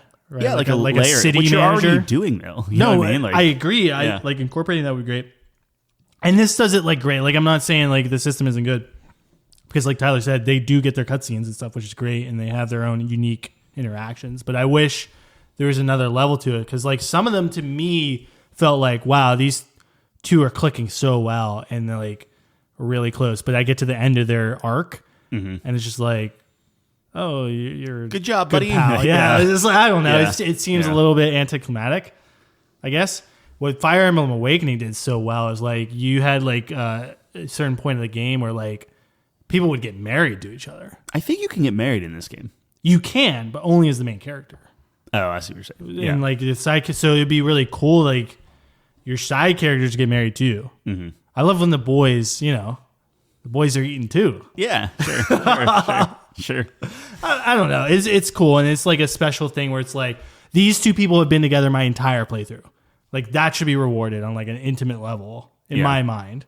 And maybe they get a bonus for that or something, I guess. Like, that's how my brain works. Is it necessary? No. But I just think that's like an extra layer that I always really liked about that other game that I thought was unique and cool. Yeah, and like the numbers can just go up. That's easy enough. But to have a story element that kind of explains it or whatever, I think it's polish. It elevates it. I think part of the problem with that is they wanted the main character to be able to romance everyone. Mm-hmm. As always, and if your other characters should like, you know what I mean, then it kind of eliminates some options. I don't know. I like it always. I don't want to say rubs me the wrong way, but it was always strange to me how like everyone loves the main character, but these side characters who are awesome too never develop these relationships either. It's always just like all focused on you, especially when you're like getting characters that have been fighting together for so long, or they'll have like an existing relationship, or like this person's like, oh yeah, no, they're really good. I don't like them that much, but like they're a good like fighter. One example is you get this knight named Clive, which is a great name, and you get this other knight, and they were like Alden or something. The blonde hair chick. Oh, no, never mind. Okay. Yeah, well, you get a couple of nights. You get a lot of nights, actually. So you get this other chick, and they were engaged at some point. And they have this whole history. And it's about them, like, their interactions are like they're rekindling their relationship, seemingly, in their interactions and stuff, right? But as a main character, you could just come in and... But I can just swoop in, and it's like, to me, it should be like, if I have them in the same squad, which they were, and they're getting these rapport milestones, I should be blocked off from that because at a certain point, right? or something. Like it's just like, yeah. That seems so natural to me, but they want you to have the option. I don't know. I think you sacrifice some of the freedom for like the integrity of the narrative. Yeah, is my mind. Yeah, I don't know. I always look at this stuff where it's like, man, if I made a game, what would I like to see? And that's like kind of what I would like to see, where it's like natural. Mm-hmm. Yeah, I don't know. It's less gamey. It's more just like, and ironically enough, that's kind of like Dragons Dogma, right? Like it's just like game's gonna be gaming. You know, you're just along for the ride. Like you gotta. Yeah, but imagine you had this big squad, and it's like you see these relationship points go up with your squad mates between each other. Like as a player, I would be like, man, that's awesome, dude. Like not only am I interacting with my team. And gaining relationship. My teammates are gaining relationship too, and that can blossom into something more. With like stat boosts and things like that too. Like which Fire Emblem does, and I think they do it well. And honestly, Wargroove does a really good job too. Where like when you're playing Wargroove and you're putting certain units together, it's like, oh, put this unit here, they'll get a plus whatever if they have another unit here, or if they have the cavalry behind them, because then they feel protected or something like that, or if there's like, so like there are different ways to expand it. This game's already complex enough that it's tough to... Again, this is like a fever dream that I'm talking about here, because they do 90% of what I'm talking about. This is Unicorn Overlord 2. I was like watching a video on that. Anyways, there was like this survey or something. There's like a huge demand for it. The game sold super well. Oh, it was sold out everywhere. Yeah, I wouldn't Yeah. be surprised if there was a sequel. I tried getting which is cool. a physical copy, and you couldn't. Yeah. I assume you got it digitally, right? Yeah. I never get physical copies. Yeah. But it's a great game, yeah. I'm excited to rate it and stuff once I finish it. I think it's very, very well done. Yeah, I dig it. Anyways. What else? So I hate to go back to Tekken real quick, but I did see Eddie Gordo on here. I don't know what you wanted to say about him real quick, but We should have. we should open with that. I did miss it. I will just put in my 2 cents real quick. I hate this guy. He's the worst. Probably because I played against one like 3 hours ago, and he just ended my career. Yeah. So I don't know what you have to say about him, but Eddie Gordo annoying to play against. feels like Eddie Gordo. He feels. I'm trying to think. He feels less fluid than he did in 3. Like 3, it felt like you could chain a lot of stuff together. In this one, I feel like if you're you're button mashing. I don't know what his moves are yet, so maybe it's just because I'm button mashing it looks like this. But he just kind of does the same move over and over again, and it felt very like samey, or it felt like almost laughably easy. Like I'm just jamming on one button and I'm doing like a 8-string combo or whatever. Right. I don't. And this is this thing, and I don't know, because this is in like public, where the hair for African American characters, where it's like the short dreadlocks, like parted like over to the side, yeah. For him, for Spider-Man, for Prince of Persia, for the League of Legends one, what was that? Convergence or whatever? Echo, yeah. Mm-hmm. Echo. It's in Overwatch. It's literally everywhere. It's all the same haircut. Crazy, yeah. And the funny thing is, it's like Eddie Gordo had a signature hair. like he had his dreads in a ponytail. Yeah. And like they have that in his Tekken 7 costume, because everyone gets the Tekken 7 It's the same thing as Paul. Yeah. It's the same exact thing as Paul, where it's like you literally took away his... You could have easily had the classic cut, and then make the other one an alternate. Yep. Right? His throws are the same. His intro, like when he walks up and like points at you and then goes into his move, that's from Tekken 3. Like that's the same thing he's been doing. Right. So like you have all these classic things. His colors is like he's wearing the Brazil colors. Like it's cool. He has all of that. And then it's just like you did the thing of the haircut. Like why? So strange. So that's not great. But overall, I think he's Eddie Gordo. He is very polarizing. So people like, if you don't like him, that's natural. No one liked him in 3 either. I hate him. Because he was awesome. Like, you know what I mean? Yeah. I was looking at footage from like 3. He does seem more fluid and more dance-like. In this one, it's... Yeah. I don't know how to like describe it, but he's very... It seems a little awkward. I think it's because they motion captured him. Yeah. So like, I think it might just be like you mocap somebody, and now you're trying to like animate it and try to like make everything go. And it's very like, impressive move. Like I was watching the behind the scenes. Like the dude is a beast. Yep. He's on his hands and doing all this stuff, and it looks great. But in 3, I guess there's a little bit of an unrealistic element to it that makes it look so awesome and pristine. Yeah, which I mean, clean. That's a testament to 3 on like, hey, you had a dude dancing on the PlayStation 1 that kind of like was better than any other. Like, it was cool. Yeah, but yeah. I don't know. Maybe I'm misremembering what I saw, but and he has his like little man. It's really storming out there, huh? He has like his little like you do a couple moves and you get like little power up tokens. Yeah, he's got a power up thing too. I don't understand that. Like Brian has that, and it just gives you a couple extra moves. At least his gives you a couple extra moves. Yeah. Mm-hmm. But they're not like, it's just more powerful versions of that move. So it's like I don't know. I'm sure the better you get with it, it's like crucial. Probably. I don't know. But yeah. But sure. He's cool. He seems very beginner friendly, I think would be the main thing there. That's one way to put it. Yeah. Anyway, that's Eddie. Yeah, no, I hate playing him. He sucks. Okay. Anyways, so you had a couple things on here, which I'm actually curious about. Yeah, remind me what I put on there. I don't. Easter Sunday and getting older. Yeah. Yeah.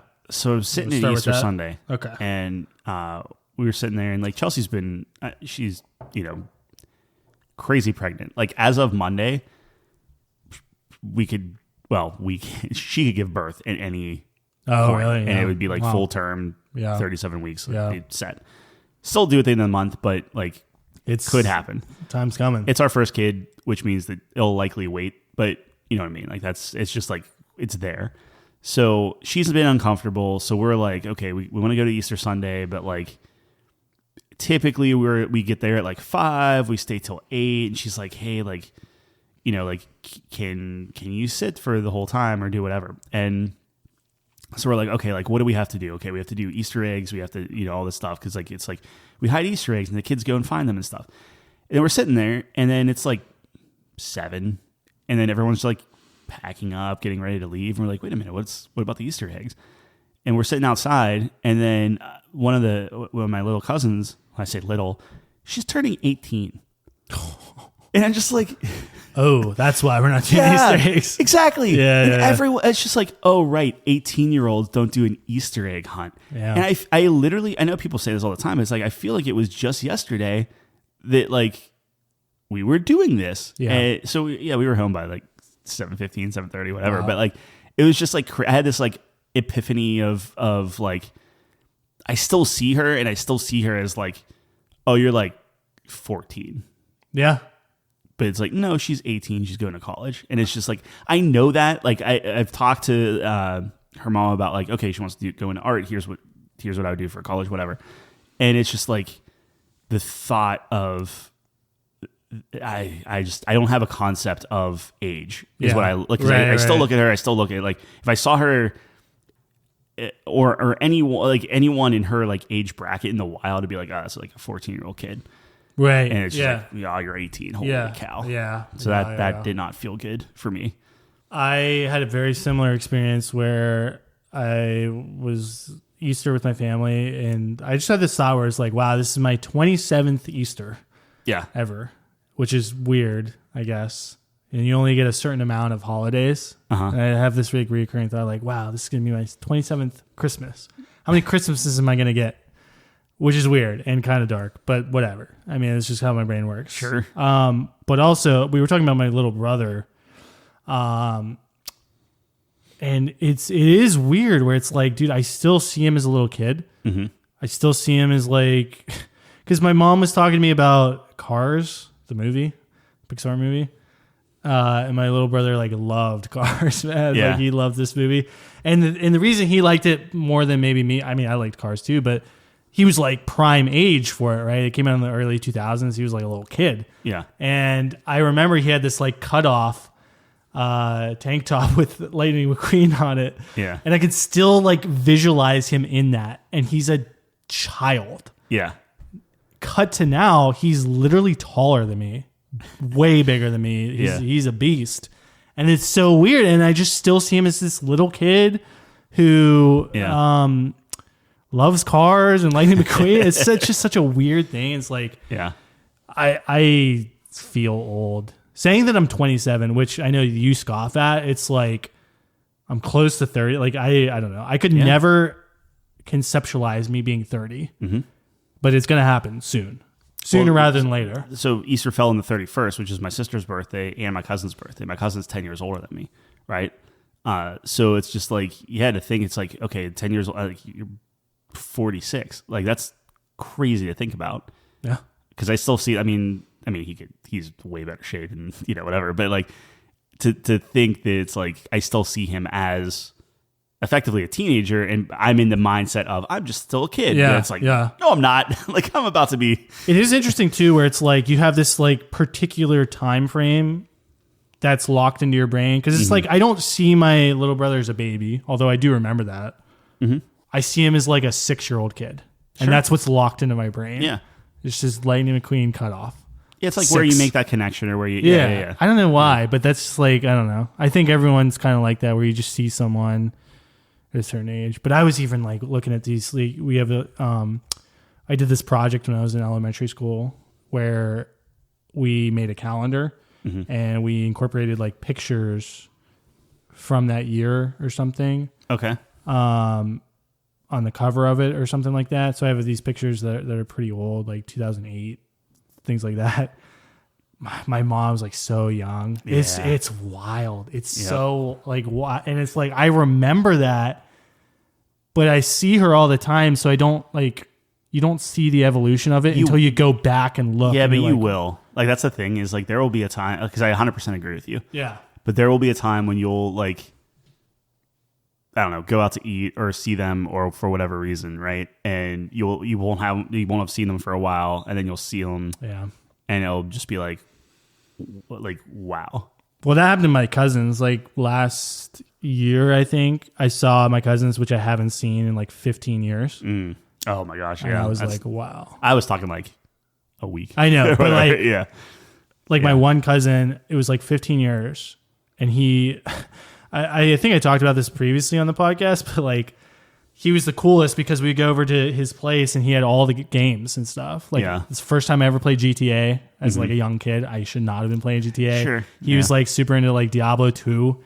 Like we talked a lot about Diablo 4 because that just came out when it was cool catching up with that and stuff. And like now he's like super rich now. He's living all over the world. It's like I still remember you just like we would play games. Yeah, you'll always be that to me, no matter like especially if what you go you're away. doing. Like it snapshots that in time, and they just stay in like this stasis. Where, yeah. It's so strange. It's so strange. We were thinking about that. So like we saw everyone on Easter. The next time we see everybody, like we'll have a kid. Like it'll be like 4th of July-ish, and it'll be like, oh, our lives are gonna be completely different next time we see you. I'm excited for you guys. That's really cool. Yeah, I know you're nervous, but you're a little nervous. Great. You're gonna be great. We'll get there. No, you got it. You had a couple other things. Book cover design. Yeah, cousin Autumn, she's writing a book. Oh yeah, yeah. She wrote a book of like poetry collection. So she and I love my cousins. Like they don't want to be like inconvenience, like they don't want to be like a burden or whatever. So like, and it's not just them. It's just like generally speaking, if somebody wants me to do design work, and I'm not saying that this is her goal. This is like, no one will just say like, hey, could you do this? Like, help me out here. Could you like design this for me? Yeah. It's like, hey, would you happen to know of a designer who could do this for me? I'd pay them, and it's like, and to some extent, I get it because it's like, we had the house, we had the kid. Like my cousins are freaking amazing. But like, I'm also always like, especially family and like friends and stuff. Like, I will always help that. Like, I don't care. Like, that's right. I love doing that stuff. But yeah, she did a book. We nailed the book cover down. And I'll learn how to publish a book on Amazon, I guess. Cool. Yeah, so that'll be that. And then I told her, because she's like, oh, I'll pay you. I'm like, I'm not taking money. I want a copy of the book for the bookshelf. Then I told her, if and when we do like the video game, I want her to look at the female parts and because she's very like in tune with the feminine side. So it's like, I want that perspective. We aren't.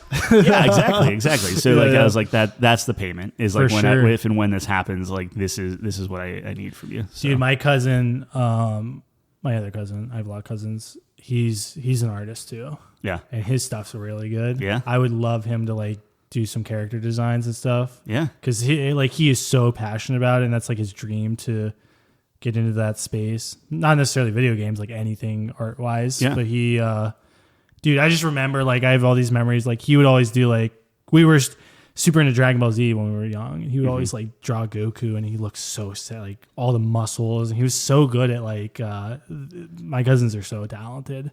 So that's another thing that made me think of that. Yeah. If we ever do that, I totally want to get him involved and, see if we can just sketch up some.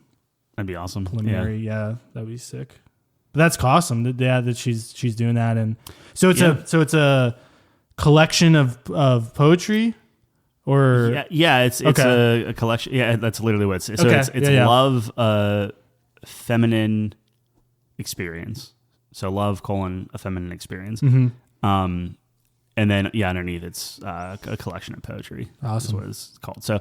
I mean that's built out. I'm waiting on a picture from her, and then we have to learn how to format on, because you have to like format it on Word, and then the size of the book that you want will dictate how many pages, and then I gotta like adjust some things. But that's all like fairly easy stuff once we set that. But You seem to be learning a lot of skills like behind the scenes, like website design and just random and book. stuff. Yeah, I mean that's great skills to have. yeah. It's like every artistic thing is like I'm really into it and passionate. The problem is like the moment you hit like this roadblock, the art. I don't know. Like I always like if I hit something that I'm just like, man, I really tried to solve this and I couldn't. And I just bounce to something else. I'm like, let me try solving this instead. Right. I need that dedication of just like break through this wall. So this is a perfect example where it's like, wow, I really don't know how to publish this thing, but it's like she needs it done, so we're gonna figure it out. So we'll go to Panera, or she'll come here or something, and we'll figure it out. But yeah, that's awesome, dude. Yeah, that's exciting. I like catching up with my cousins. That's the thing. It's like we see them maybe like 4 times a year or 5 times a year or whatever. And it's like I miss that. I'm telling you, family, bro. Yeah, no, family's good. It's the best. Family's good. Yeah, it's the best. It's Justin was saying, he's like, yeah, I saw you guys kind of leapfrogging me. I was like, I can't have that. So I think he's ahead of us now ranked. So we gotta get him on again, dude. If he's the same like level, like the rank as me, then like I'm close enough that like we can. You guys are neck and neck. I'm lagging behind. I passed you once, and that did not last long. Yeah, you grinded the heck out of that. So I got to get back up there, dude. But today was bad. I was getting so mad. I was like, I can't, because I was like, all right, you know what? It was like the stages where I was like, I'll just accept it. I'll just be like, all right, I'm just gonna go back to where I belong, and then I'll grind up from there. And then I just actually started like winning, and I was like, oh, I'm just gonna keep going there. yeah. I got to that next level, and then I just stopped playing the ranked. Dude, I gotta just beat my head against the wall. I'm always scared to I don't want to lose rank. Yeah. Well, that's dude. You can get you get the pass. You fight some really good people in the lounge. Like I go to the lounge. I don't even move from like where you like land. Yeah. And I just hit the start search for anywhere. Yep. I want to pick a night where like we're on, Justin's on. Honestly, I would love to put an invitation out to Amanda and just be like, hey, do you want to spar with us? Yeah, because like I want to see. She's pretty good, real right? time. She's high rank. Yeah, it'd be interesting. I love getting her input. Like, what am I doing wrong? Like, what do you see? Like she's getting trained by people better than her. Like like she'll be like, okay, tonight I'm learning. I don't know, punishes on this thing, and then I got to do that more. I got to be more disciplined about. Okay, I have an hour. I'm just going to do punishes. I have an hour. I'm just going to do combo practice. I did it for like 30 minutes of just like. That's what you got to do, put you on Nina. I put it on hard. Yep. And it was like, I'm going to. And I could see it. Like the first thing we played, it was like, oh, he blocked that. Wow. Okay. Oh, shit. He put me on my ass. Yeah. Okay. And he knows that's unsafe now. Yeah, that's but it's not like good. this peak. Yeah. I'm learning. But I like it. Yeah. It forces you to find another. Getting leapfrogged sucks. Yeah. And like, it's awesome when you're on the other side of that, like I was doing to you, but then you practice, now you leapfrog me, and that sucked. Yeah. And it's just back and forth. And I would say last night was. It was pretty even. Honestly, like 100% it was pretty even. Yeah. We were it was like 1-1-1-1-1. Yeah. Yeah. Then we were getting tired, and there was like 3s in a rows, but. Well, it's like, and here I am, just going to hit this button, you're going to punish it. And it's like, I'm telling it before it happens, and I still do it anyway. Yeah, and it's the same thing. I'm like, here comes the dragon kick. Yeah. I'm dead. Yeah. Cool. Yeah. What else is on the list? Yeah, I think that's all. Oh, the podcast studio.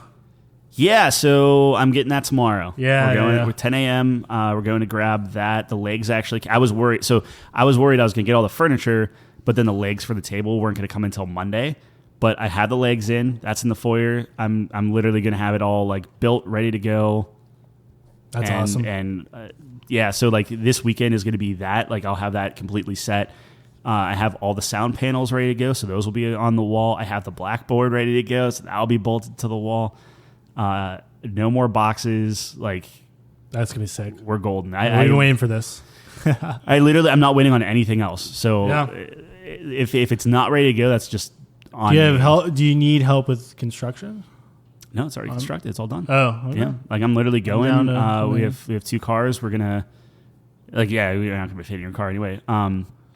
2 bookcases, the table. That's it. My dad's coming over tomorrow. A little father-son bonding as he helps me measure everything, make There sure you go. everything's like level and perfect, and yeah, we're good You to gotta go. love father-son bonding. Time. Yeah. It's a great time. I went over. He bonds with me when I'm like, Dad, I don't know how to do this thing. Yeah, He'll come yeah, over and show me. Yeah.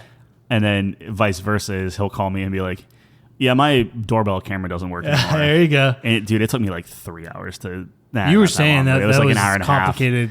It was thing. so stupid. I still don't know why I fixed it. Yeah. I basically started just ripping everything Yeah. apart and like resetting everything, and it just kind of worked. But you look like a genius. Yeah, well, not really. I was getting frustrated, but Yeah, whatever. Well, that's more. That adds to it. It's like, oh, this Yeah. is really hard. yeah, And it's like, really we did it. tough. Holy crap. Speaking of father-son bonding, this is actually something I wanted to talk about where we're getting to the playoffs. So we're moving to sports ball, by the way. Yeah. So we're getting the playoffs for hockey and basketball. And the Rangers are in first place, which is awesome. It hasn't happened for a while. And my dad, there are a few things he loves more than the New York Rangers, dude. He is a diehard fan, and he gets really excited. He watches like every game and everything like that. There's just like this magical time that at least like in the past like 5 years or so where I can't catch every game, but we'll watch every playoff game for sure. Like I will cancel plans and be like, nah, the Rangers playing tonight. Yeah. And me and him sit down and we watch. So I'm really excited this year. My dream, dude, is to see them win a Stanley Cup with my dad. Live? Not live. Oh, okay. I just need that to happen. We haven't won since '94. Yeah. So it's like That was before you were born. I can't even imagine like how hyped that would be seeing that happen. Yeah, it was before I was born. My brother was born like a couple weeks before they won the cup. Oh. Yeah, he was born in April. Nice. So it wasn't due to over celebration. yeah. But dude, I'm like so excited for that. I'm hoping this year's the year, but like dude, I just need it to happen once. It'd be awesome. I need it to happen at least once in my lifetime. Yeah. In his lifetime. Yeah. Which is more important. Are you? I mean, I assume you already have all the jerseys and everything. Like, you could do anything crazy for like celebrating it. So Like, what are your plans? If Like, they won, yeah, if what they, would like, I do? I don't know what yeah. I would do. We'd go crazy, but yeah, I have a jersey. We watch the games. It's just it's a father-son moment. Like I feel like that's the one thing that we bond over the most because it's like dedicated time that we're just spending with each other Yeah. and like invest in the same thing. It's something we can talk about. I mean, there's other things, right? How much are tickets for something like that? So expensive. Like we went last month, right? When I Yeah. went up to New York, it was like $200 a ticket. That's not too. I mean, that's not a playoff game, but yeah. Playoffs would be more. Yeah. So I'm saying like under 1,000 or under like you know. yeah. it's like- I would definitely like if they went to the Stanley Cups, I would look. That's what I'm But saying. Yeah. I like, doubt I would fucking pull the trigger on that. It would probably be $1,000 at that point. yeah. But that's like a once in a lifetime.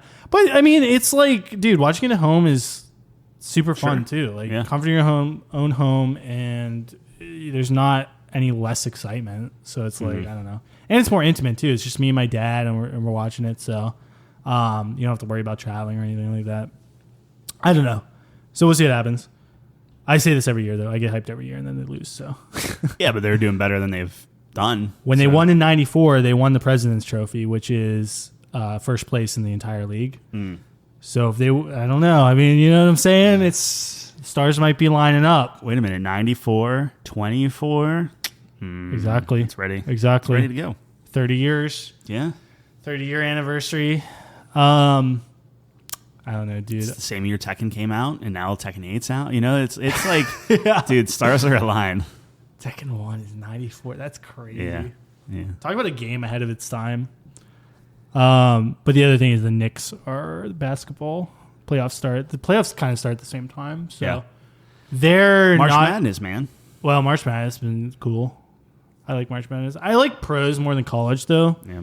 People really like college, but for me, I like watching the highest skill level, right? Sure. So whether it's like even video games, like I'm not going to watch college video games because it's like I want to see the pros. I want to see the best.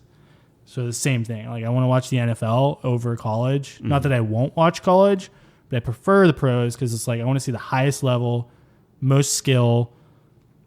So you're Nobody's looking better. at current. You don't care about the future state. I think it's interesting, especially in football. College is very, very interesting because like the draft in football is the most impactful, in my opinion, whereas other sports is kind of different. So I do care about that. I do keep track of college players and like draft picks, especially in football, but I care more about the NFL than I do about the NCAA. Sure. Yeah. Personally, which a lot of people like. College stadiums are bigger than pro stadiums. Do you know that? No. I guess like that makes sense. I think I don't know if it's true, but I think the viewership in college is actually higher, at least in football, which is interesting to me. Definitely not the other sports, but in football, it's like it's huge. It's a huge thing. So college stadiums, they don't use the pro stadiums? No, they have their own, and they are bigger, dude. Like Michigan, Ohio State, Penn State, even. The big schools, Alabama, whatever, huge stadiums. I don't know, like number wise. I want to say maybe. That's crazy. I don't know. I don't want to sound stupid, but I want to say maybe they get to 6 figures. Maybe that's stupid. Maybe it's a stupid comment. I actually don't know. Let me look up the attendance. I thought pro stadiums get 6 figures.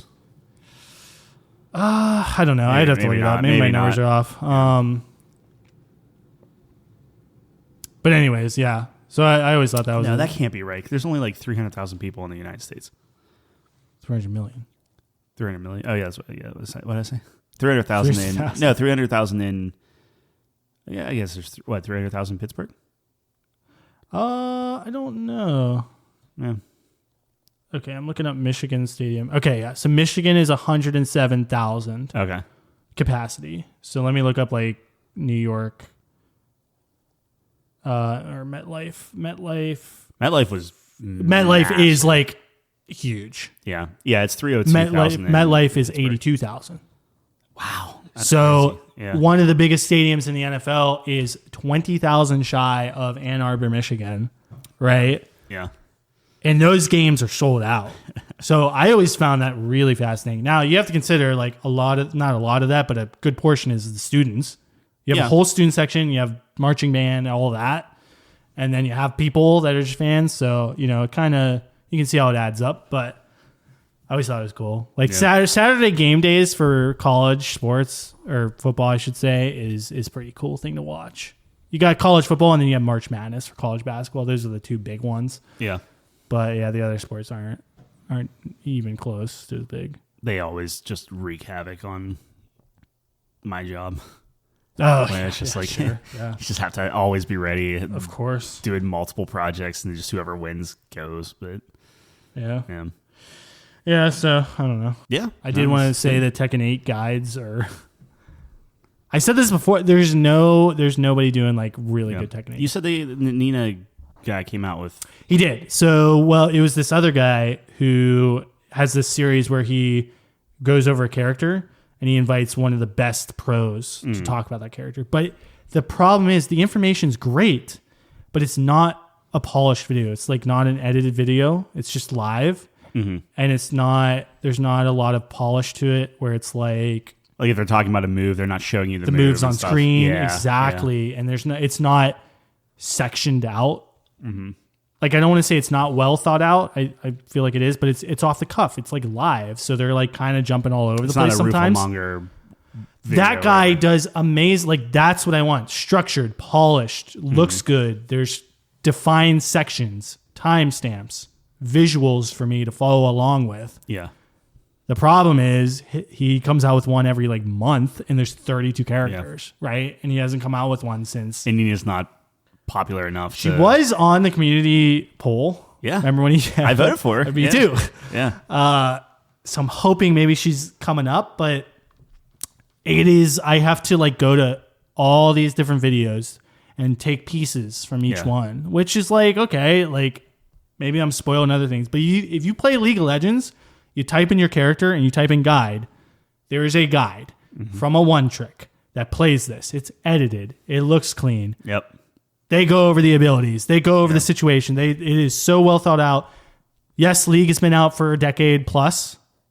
So apples and oranges, I guess. But I don't know. I thought Tekken was popular enough where people would be jumping on this. Tekken made more money than Street Fighter. I meant to text you that. That's wild. Like we were saying that, like, oh yeah, Tekken's not as popular as Street Fighter and stuff like that. Like Tekken grossed more. I didn't think so, but yeah, like when I was looking at the, like it was up there. Like if here, let me actually, because I meant to keep this up, but fighting. So Street Fighter 2 is still number one for sure. Well, yeah, but there's a lot of factors. But when you're looking at franchises, yeah, so like if you're looking at like games and like what they were doing, so like Street Fighter was like 22.9 million, and Smash Brothers is just Smash Brothers. So yeah, right.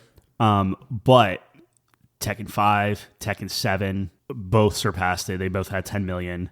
Street Fighter 4 had 9.8, but like Tekken 3 had 9 million. And so if you take all the Tekkens and you put them together, it outperformed Street Fighter, which I thought was interesting. Oh, yeah, that is interesting. Yeah. I would have thought that Street Fighter was the more popular brand, but I mean it. And that's global sales? Yeah, it's like technically yes, because Street Fighter 2, basically Street Fighter 2 is what kept Street Fighter. Oh yeah, Street Fighter 2 is what ignited the whole thing, right? Like that was the game. But Tekken is like to have 5 and 7 and 3, and it's just right. Yep, that's fair. But they fair. fumbled with 5. Well, Mortal Kombat probably eclipsed both of them, right?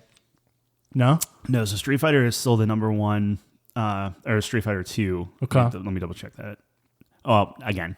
Super Smash Brothers Ultimate did 31.77 million copies. Yeah. Street Fighter 2 is 22.9. Then another Super Smash. Then Mortal Kombat 11 is the highest one at 15 million. Okay. Yeah. Right. Then another Super Smash, Mortal Kombat, Naruto, and then Tekken. Naruto? Yeah. Naruto, Shippuden, Ultimate Ninja Storm 4. Wow. Did 11.8 million. No and then shot. Tekken 5, Tekken 7. That's wild. Dragon Ball Fighter Z, Dragon Ball Xenoverse 2. Yeah. Street Fighter 4, Tekken 3, Street Fighter 5, Tekken 2. So like Street Fighter is like intermixed. Yeah, and it's like when it does surpass it, it's not by that much. So it's like if Street Fighter 4 did 9.8, Tekken 3 did 9. Yeah. And it's just like it's close, like a neck. But, yeah, I thought Street Fighter was definitely in the lead, but yeah. Okay. Cool. All right, that's all I had. Sorry, I wanted to get that in. Nope. Because I'm still frustrated by that. Every day I look up Nina Williams' guide and the same fucking video. I very much enjoy playing with you. So like I would love to even just, if we both found like just an arcade that people were playing at and like sat down and just try to like mix it up that way too. Yeah, same. Because like I don't want to just play against each other. Yeah. But I think it's like there's a benefit to like your friend's watching you play and he's like, hey man, I see you doing this, right? Mm-hmm. I'm like, I just get a neutral perspective. Yeah. Be interesting. Yeah, text Justin. See what are you doing tonight? Dragons Dogma? No, not tonight, dude. I would maybe play tonight. I might be grabbing something to eat with my buddy, but yeah. Well, I got to clean out the basement anyway, get ready for that furniture. But yeah. Well, we can figure it out. Yeah, if you hop on, you let me know. Air, but anyways, if you made it this far, you're a great person. Yes. A good soul. May fortune smile upon you. May fortune hug you in a warm embrace. Yes. Superman wants Tyler's to hug cat. you too. Check us out, couchcompany.games. The website is working. You don't have to put the www. Does it work now? Yes, okay, sir. Fantastic. Which is huge. Nobody was going to come to it. So couchcompany.games, we got our reviews on there. We just came out with a review on Prince of Persia. Yep. Tyler did. So shout out to Tekken's Tyler. halfway done. Tekken's halfway done. I encourage everyone to read that one. Tyler's got a long history with the game, which inspired me to play it. Like that's the reason I picked it up. So I was, he kept talking about it. I was like, all right, I got to see what's going on here. So couchcompany.games, reviews. We have our ratings on there. All the episodes you can find on there. And our top 5 lists. We haven't done one in a while, but we're gonna get there. We're gonna return to that soon. Emojis. Yeah. Heat smashes. Smashes. Rage arts. Yeah. So check us out. Stay tuned. But for us, catch us here, same time, same place next week. Thanks for joining us on the couch. Peace.